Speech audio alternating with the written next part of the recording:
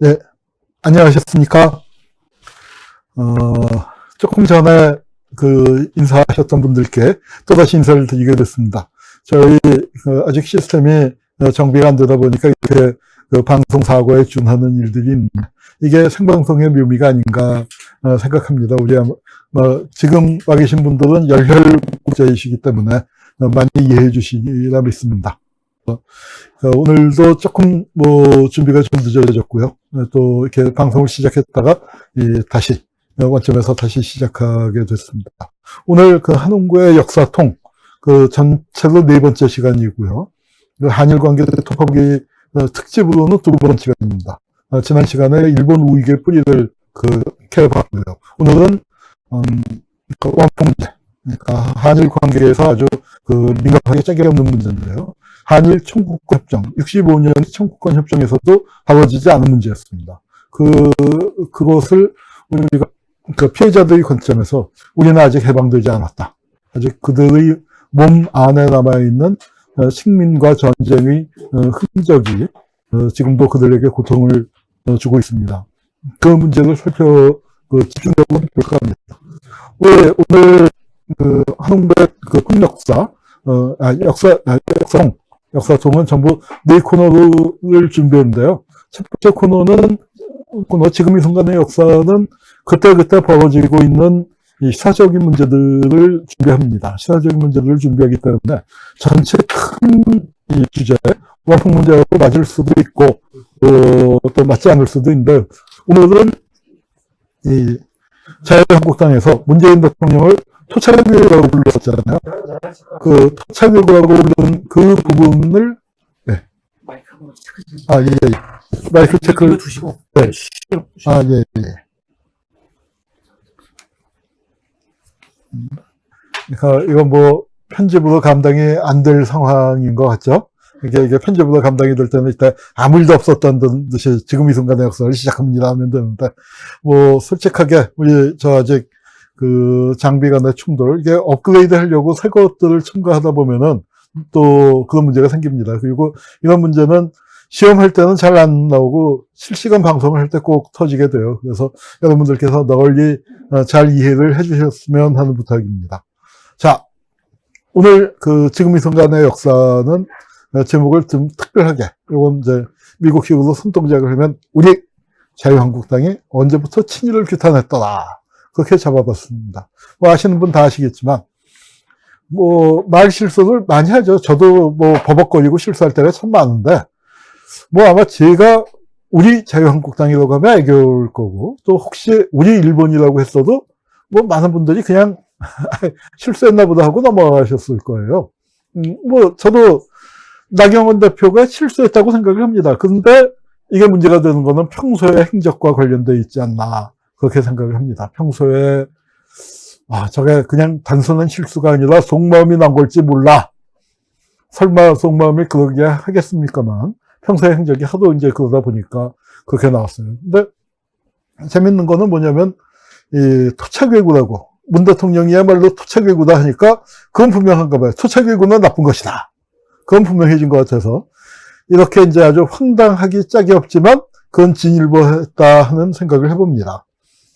이 기사들 다 보셨죠? 우리 노컨 뉴스에서 아주 재밌게 이렇게 또 영상을 만들었는데 아마 이게 3.1절 기념사 할 때죠. 친일 문제 강력하게 비판을 했는데 토착외구라고 한자로도 썼습니다. 친일파의 후손을 변호했다 이제 하는 건데 이 문제를 누가 많이 제기하느냐 하면은 이 한나라당의 곽상도 의원. 그래서 엊그제 국회 운영위원회에서 아주 난리가 났다고 그래. 욕설에 삿대질에 그거 자른 영상이 인터넷에 수도 없이 많이 돌아다니고 있는 것 같습니다. 이제 그래서 저는 이제 서울신문에 그래도 이제 그 상황을 제일 크게 다룬 것 같아서 그 기사를 갖고 와봤습니다. 근데 이게 말이죠. 어제 오늘의 일은 아니었던 것 같아요. 나경원 대표는 저도 나갔었던 아마 저도 저 자리에 앉았었던 것 같은데 김현정의 뉴스쇼에 나와서 문재인 대통령이 그렇게 따지면 친일파의 재산 환수 소송을 국가를 상대로 한 재산 환수 소송에서 변호사로 나왔다. 이제 그러면서 이 친일 문제에서 오히려 그 문재인 대통령도 자유롭지 않은 거 아니냐 그런 얘기를 했고요. 그래서 나경원이 불을 지피고 곽상도가 기름을 부어서 친일파 변호설이 나오고 또 조선일보에서도 옳다고 나오고 아주 이 만물상이라는 역사가 굉장히 오래돼. 아마 조선일보 1920년대부터 있었던 칼럼인데 거기서도 이제 다뤘습니다. 그리고 이분이 자유한국당 대변인인가요? 민경욱 대변인이 아주 또 어디다 내놔도 손색이 없는 정말 제대로 된 친일파 가문 아닌가. 문재인 대통령의 따님까지 거론하면서 이제 이렇게 했고, 나경원 대표는 친일파 후손이 민주당이 한국당의 10배는 많다. 이제 이렇게 나왔는데, 전에 이제 저도 얘기했지만, 누구 아들, 누구 딸, 그거 따지는 거는 천박한 거고요. 지금 현재 어떤 입장이냐. 그게 중요하다고 생각합니다. 근데, 이 친일파 공방이 지금 정치권 때 아닌 친일 공방이라고 하는데, 이 기사가 말이죠. 언제냐면은, 2019년 3월 16일에. 3월 16일에도 이런 기사가 났었어요. 이 기사가, 그러니까 아주 새로운 뉴스는 아닙니다. 근데 그때는 잠깐 이렇게 한번 몇몇 신문에서만 보도를 하고 지나갔었는데, 이번에는 훨씬 더 세게 터졌죠.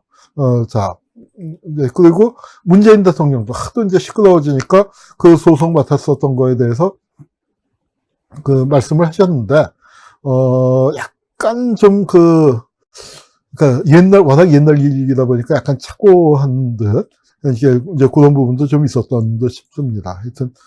근데 이제 이걸 문제 삼은 사람이, 잘 아시겠지만 곽상도 의원인데, 그 전에 김학의 재수사에서 초점이 됐었죠. 그때 문 대통령의 따님, 사위, 심지어는 외손자까지 해서 일가족을 아주 그냥 공격을 하다가 그러다가 이제 김학의 사건으로 걸려들었어요. 김학의 사건에서 청와대 민정수석으로 있을 때 사건을 엎은 것 아니냐. 그래서 굉장히 이제 큰 피의자 신분으로서 조사까지 받았는데 결정적인 증언을 할 만한 경찰이 어찌된 일인지 진술을 번복을 했습니다. 그 바람에 무혐의를 받았죠. 무혐의를 받고 나니까 이제 문재인 정권을 직권남용으로도 고발했던가 그럴 거고요. 그 기사를 본 것 같네요. 그리고 이제 반격을 시작하면서 딸 해외 이주 의혹을 감사를 청구한다. 아주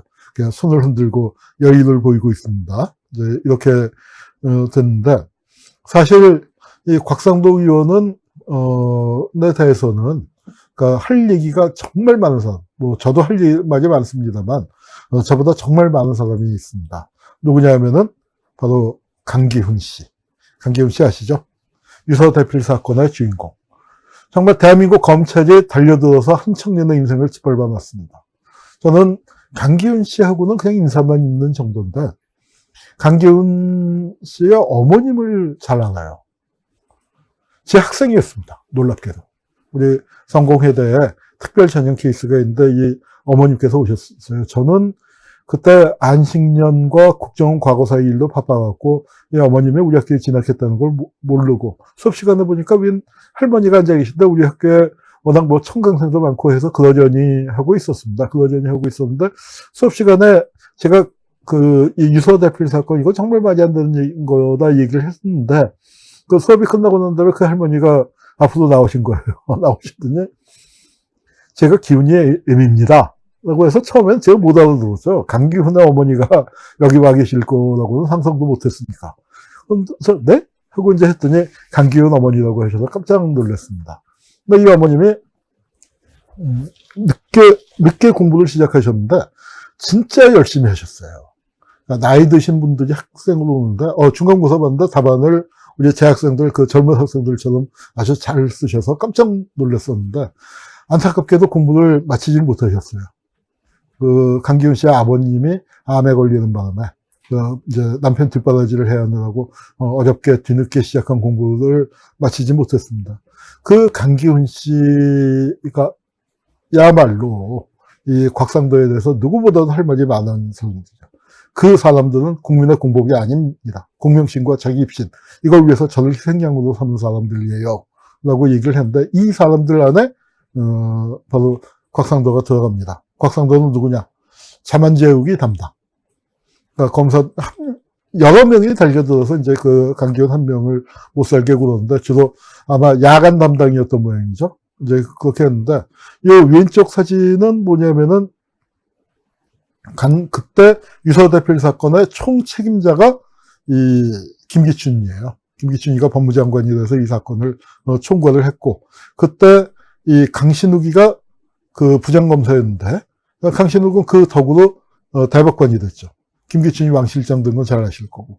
그리고 심상규 여기는 이제 검사장 승진하고 동덕여대 이사장인가요? 뭐 이제 그게 되고 뭐 됐었고. 근데 여기 이렇게 이제 있는 게 뉴스타파에서 표를 만들었는데 뭐냐면은 이 유서 대필 사건의 담당 검사들이 뭐가 됐냐. 2012년도입니다. 2012년도에 박근혜 선거 캠프에 법률 특보로 줄줄이 다 들어갔어요. 거기 곽상도도 들어갔습니다. 그리고는 뭘 맡았나요? 잘 아시다시피 청와대 민정수석이 됐습니다. 그래서 이 캠프에서 민정수석이 됐을 때 유서 대필 사건. 그 곽상도가 이렇게 돌아왔다. 걸 보고 강기훈 씨가 글을 남긴 거죠. 이런 전력이 있는 사람인데, 하여튼 요새 이제 또 맹활약을 하고 있습니다. 그래서 바로 대구에서 출마했을 때, 그러니까 대구 분들, 그리고 여기 보니까 이부영 선생도 보이네요. 대구 분들하고 이부영 선생이 이제 곽상도 아마 지구당 사무실인 모양이에요. 거기서 강기훈 씨의 쾌유와 명예회복을 위한 시민 모임, 대구 지역 시민사회단체가 해서 228의 민주도시, 즉 4.19에 도어선이 됐던 228의 민주도시의 독재 부역자가 웬 말이냐. 권력신야 나쁜 후보 낙선 촉구 기자회견을 했습니다.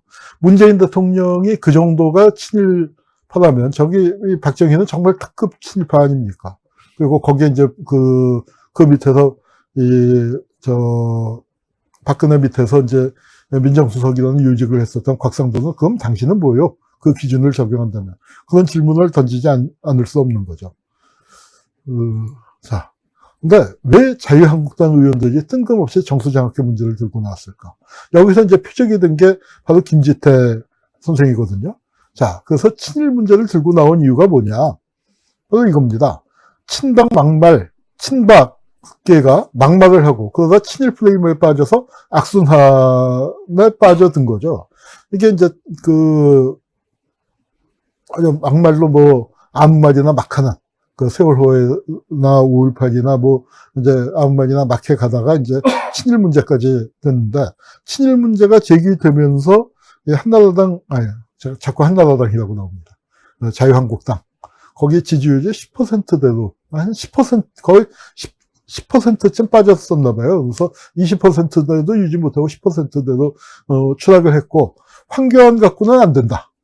아마 이제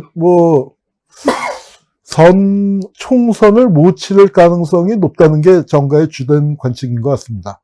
선거 임박하면은 환경 갖고는 이제 안 된다. 그래서 다 끌어내지자 무슨 특별한 대책이 있을 것 같지는 않지만 일단 끌어내지자는 설이 지금보다 훨씬 강해질 것 같은데 이렇게 최근에 이제 지지율이 쭉쭉쭉 빠진 가장 중요한 이유가 바로 친일 문제.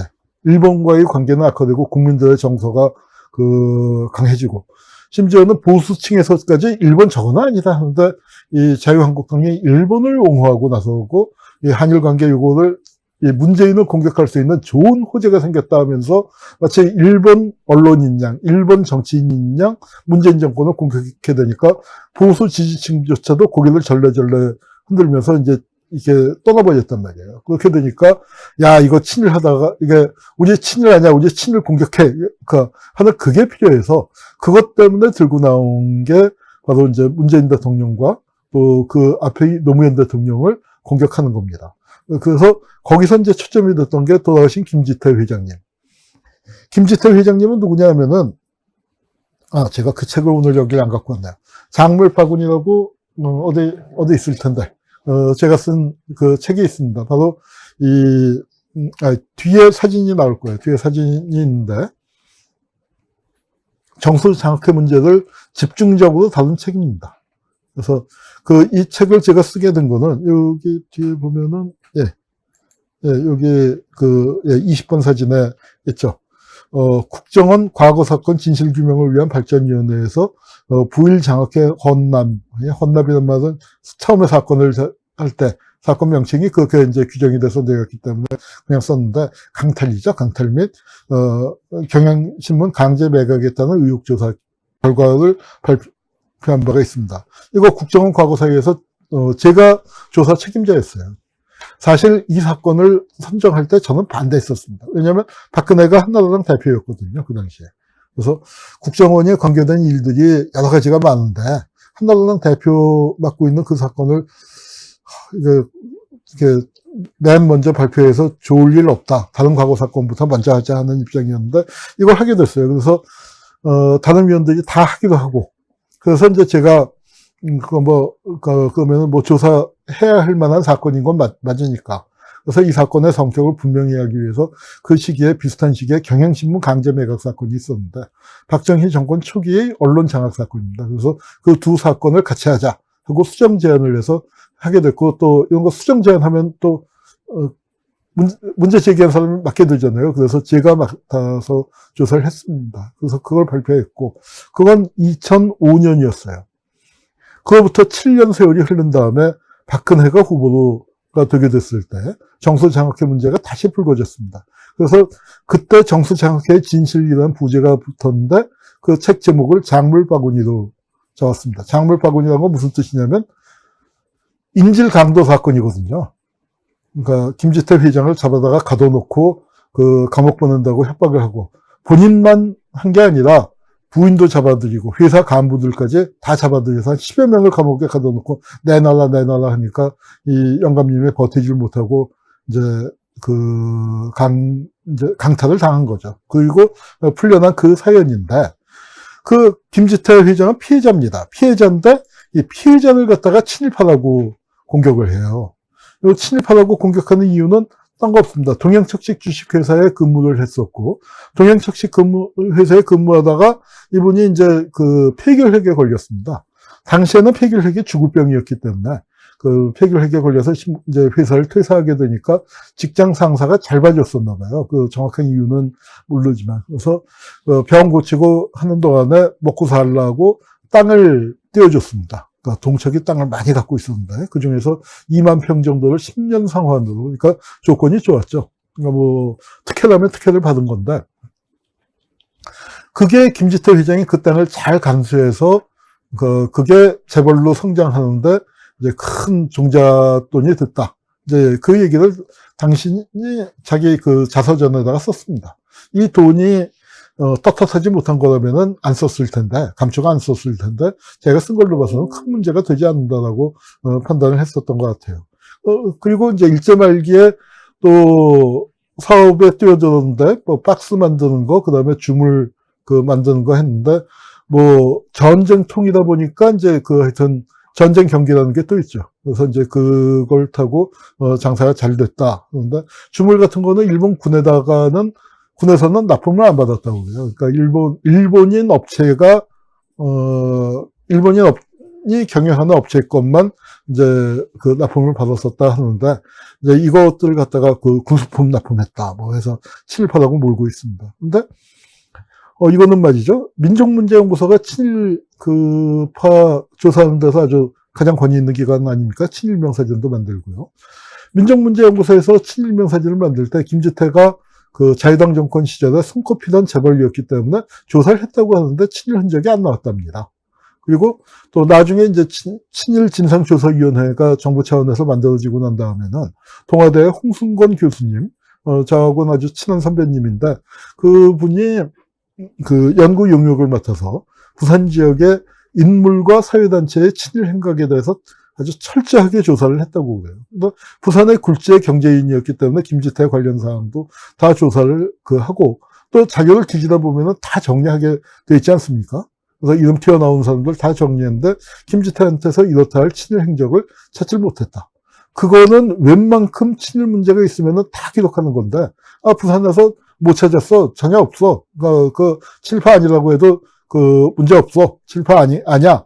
하고 이제 제가 이 책을 쓸 때, 작물바구니를 쓸 때 혹시 몰라서 이 홍승권 교수님께도 문의를 드려봤고, 또 민족문제연구소에도 김지태 자료 조사했던 거 왜냐면 그쪽이 일제시대 자료는 훨씬 더 철저하게 봤으니까, 제가 못 본 자료들, 특히 지방신문들 많이 봤을 테니까 그거 나온 거 있으면 좀 가르쳐 달라고 했더니 없다는 거예요. 그러니까 친일행적으로 걸만한 거 없다. 즉, 그렇습니다. 그리고 해방 후에 반민특위를 비롯해서 또 과도입법위원을 비롯해서 여러 기관 사회단체에서 친일파 문제를 정할 때 친일파의 범주를 어디까지로 볼 것이냐.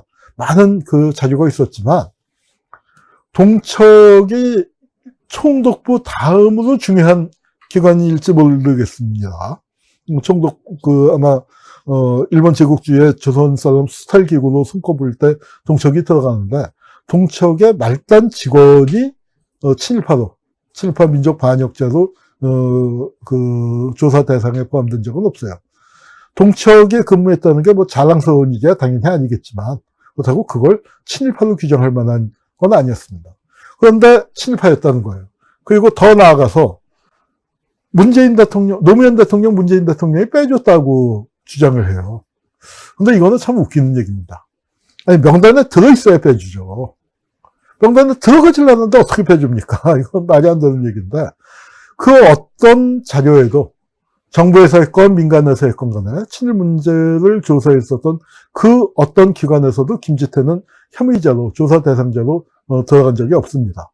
그거는 있으면은 증거를 제시하면 되죠. 뭐 복잡하지 않아요.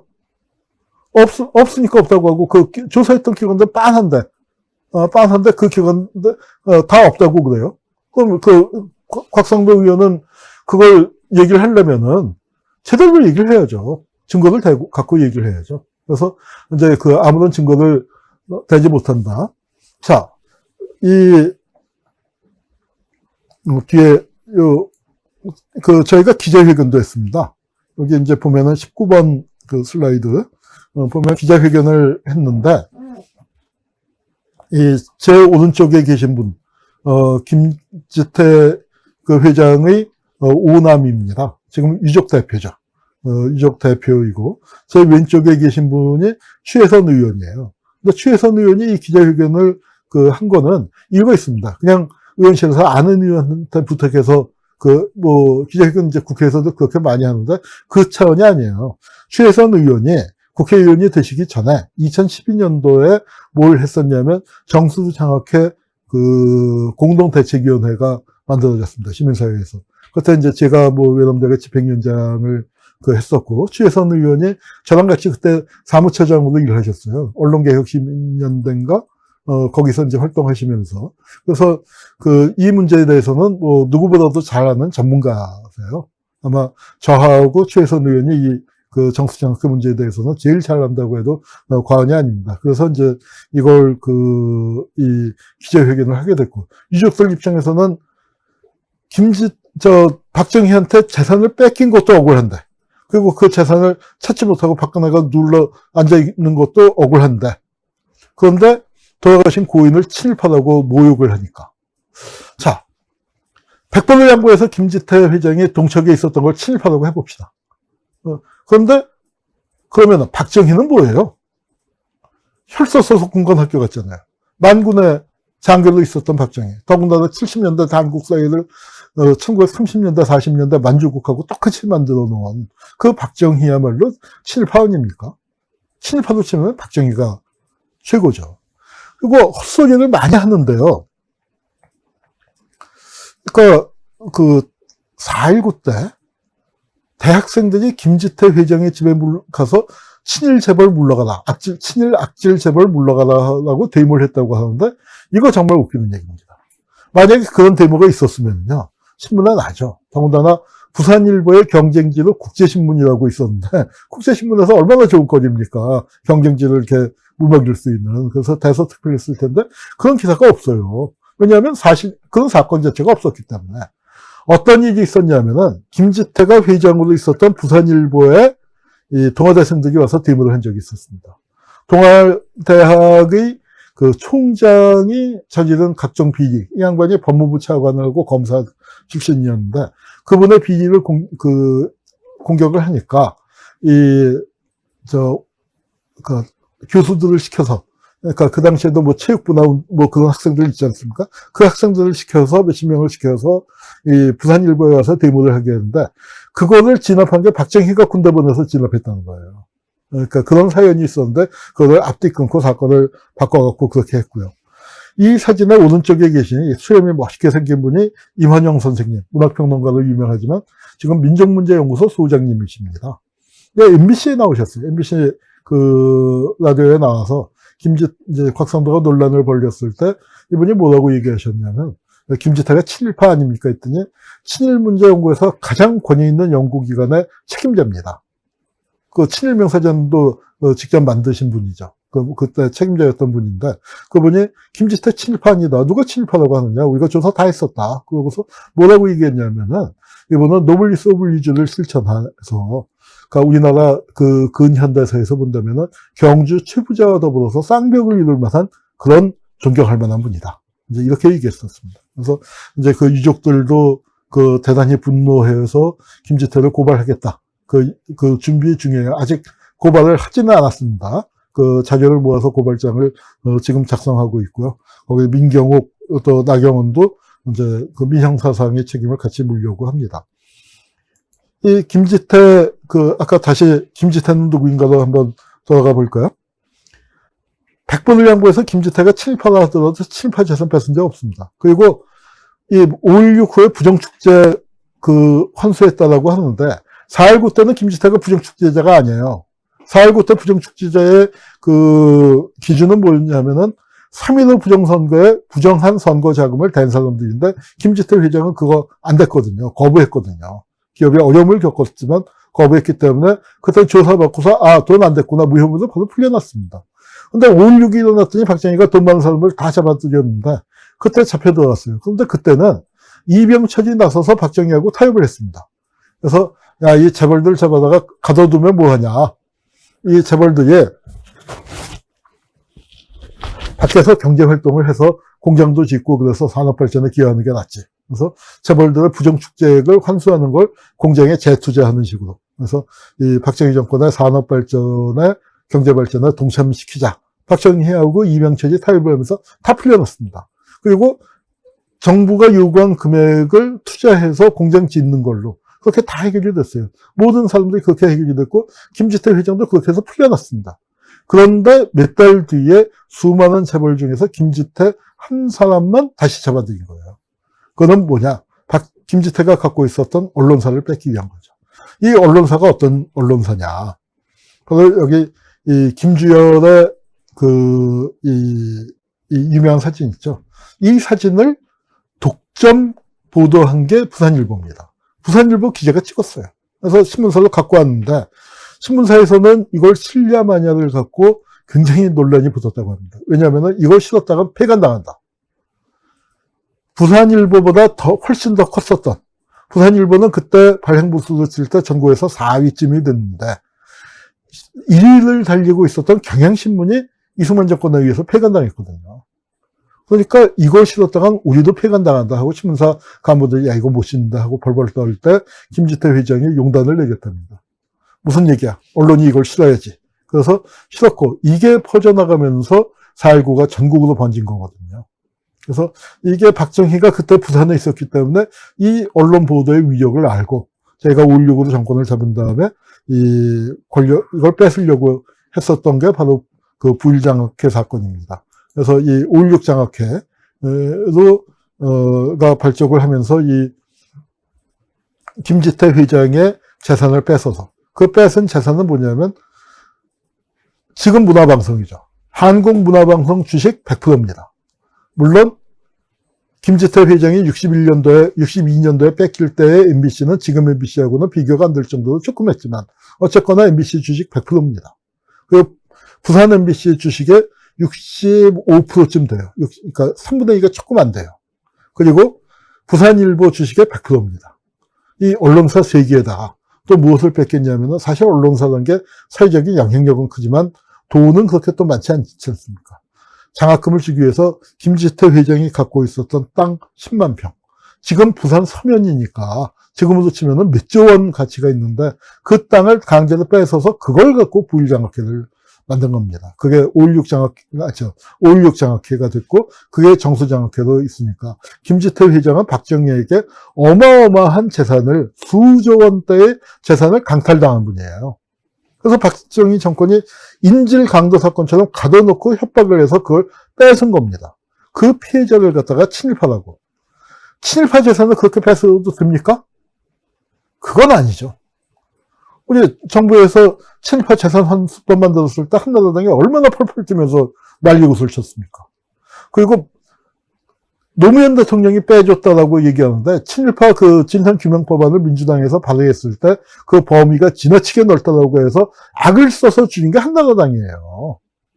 그런데 마치 문재인 대통령이 작용을 해서 빼준 것처럼 그렇게 거짓말을 하고 있습니다. 그래서 유족들이 참을 수가 없어서 이 기자회견을 했고, 기자회견을 할 때 저도 이 문제를 제일 잘 아는 사람이 저니까 나와달라고 해서 저도 나가서 기꺼이 돕겠다고 했습니다. 예. 이거는 정수장학회 문제를 이제 한참 2012년도에 시끄러울 때 제가 민주당에 가서 강연을 했습니다. 그때 이해찬 개인적으로는 제가 선배님인데 이해찬 의원이 그러니까 대표로서 인사말을 했고, 또 뒤에는 전해철 의원이 보이네요. 문재인 정권에서 민정수석을 했었던, 문재인 정권이 아니죠. 문재인 대통령의 뒤를 이어서 민정수석을 했던 노무현 대통령 때, 전해철 의원이 보입니다. 네, 그래서, 그러니까 이런 인연이 있어서, 제가 바빠질까 모르겠습니다. 곽상도 의원하고는 제가 일면식도 없는 사이입니다. 이렇게 따져보니까, 유일한 게 같은 거라면, 저하고 동갑이더라고요. 59년생 동갑인데, 그러니까 참, 보면서 인생 참 저렇게 살면 안 되는데, 참, 그렇습니다. 그래서, 곽상도 의원, 적어도 유서 대필 사건 때부터 제가 눈여겨봤었던 사람입니다. 그래서 이 문제를, 바라보고 있는데, 어쨌거나 제가 좋은 거는, 여러분, 토착외구가 나쁜 거는 분명하죠. 그러니까 한나라당에서도 지금 문재인 대통령을 보고 토착외구라고 공격을 하니까, 자, 토착외구는 분명히 나쁜 겁니다. 우리 친일파 문제 제대로 정리를 하고, 토착외구 정리하는 날 언제라고 했죠? 바로 조금 빨리 정리를 했으면 좋겠지만 확실하게 법적 제도적으로 정리하는 날은 2020년 4월 15일. 토착외구가 제일 많이 살아남아 있는 게 여의도입니다. 여의도의 토착외구를 대청소하는 날이 2020년 4월 15일이니까 여러분들 꼭 기억해 두시고, 한나라당 지지자분들도 토착외구한테는 절대로 뽑지 마세요. 토착외구 나쁜 건가 봐요. 우리 자유한국당이 나쁜 거라고 얘기하고 있습니다. 네, 지금 이 순간의 역사는 여기서 마치도록 하겠습니다.